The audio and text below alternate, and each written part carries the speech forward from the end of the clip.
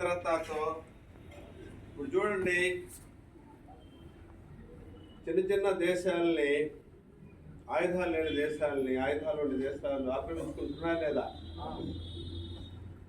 Russia Ukraine మీద దాడి చేసిందా లేదా? అట్లా చిన్న చిన్న ఇప్పుడు ఇజ్రాయెల్ దాడి చేస్తుందా లేదా?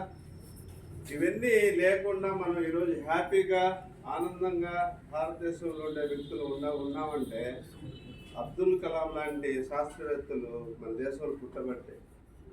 ఆయనతో పాటు 20 సంవత్సరాలు జర్నీ చేసినటువంటి ఒక శాస్త్రవేత్త, మన నెల్లూరు వాసి,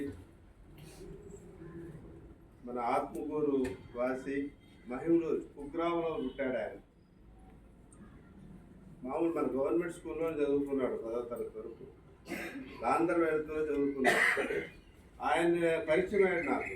ఈ 15 ఏళ్ళు ఆయనతో జర్నీ చేస్తున్నాను. ఆయన వచ్చినప్పుడల్లా కలుస్తాను. ఎంత గర్వంగా ఉంటుందంటే ఆయన పక్కన ఓడుకుంటే ఎంత గర్వంగా ఉంటుంది.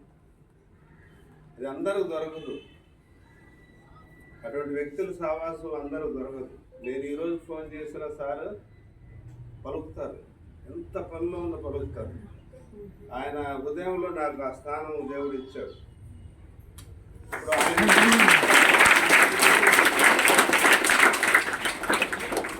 కాలం ఎంత విలువైందిరా నాయన అనిపించింది. నేను ఆయన ఊరికి వెళ్ళాను. హైదరాబాద్లో ఆయన ఉంటే ఆర్సీఐ డైరెక్టర్గా ఉన్నారు. దాన్ని స్థాపించింది మన అబ్దుల్ కలాం గారే. దాని డైరెక్టర్గా సార్ ఉన్నప్పుడు వెళ్ళాను. వెళ్తే పసిపిల్లోళ్ళలాగా అంటున్నాడు సారు.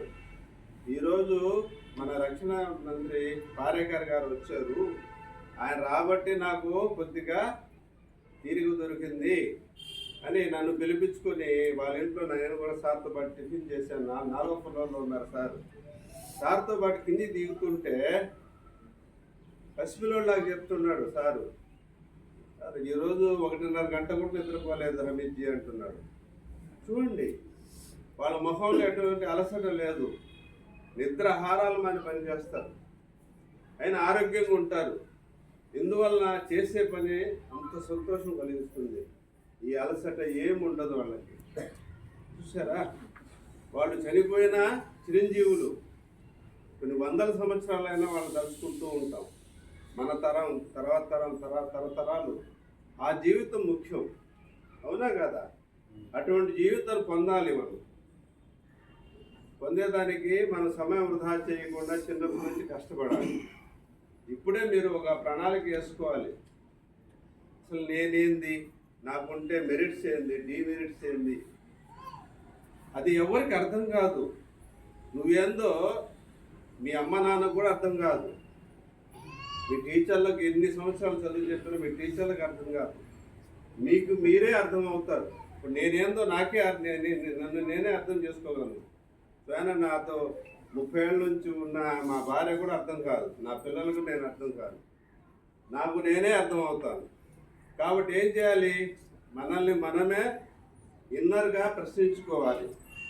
అసలు ఏందిరా నేను ఈరోజు సమయము వాల్యుబుల్గా ఎంత సమయం గడిపాను, ఎంత సమయం వృధా చేశాను, ఆ ప్రశ్నలోనే జవాబు ఉంటుంది.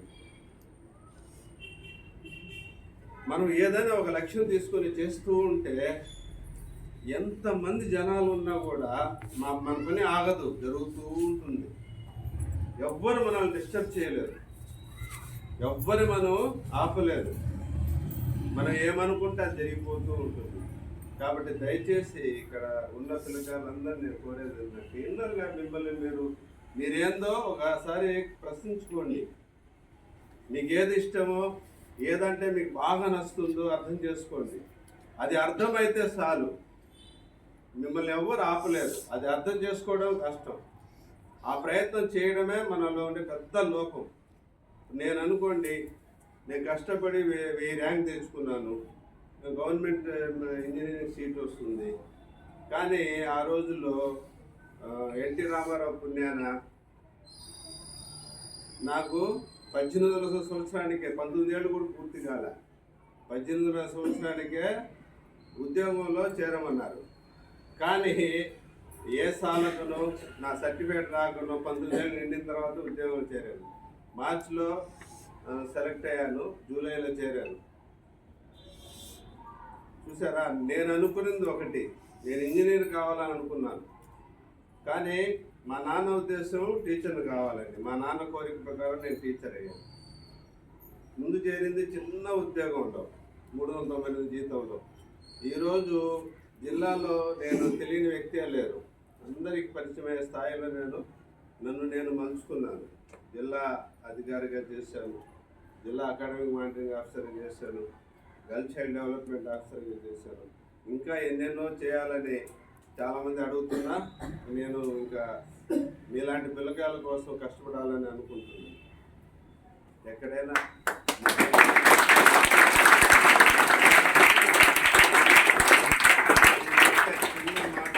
మిమ్మల్ని మార్చగలిగితే చాలని అనుకుంటున్నాను. ఎవరైనా డిప్రెషన్తో ప్రయోజన పరీక్షలు సరిగా రాయని పిల్లకాయలకు అండగా నిలబడాలనుకుంటున్నాను. చాలామంది పిల్లకాయలు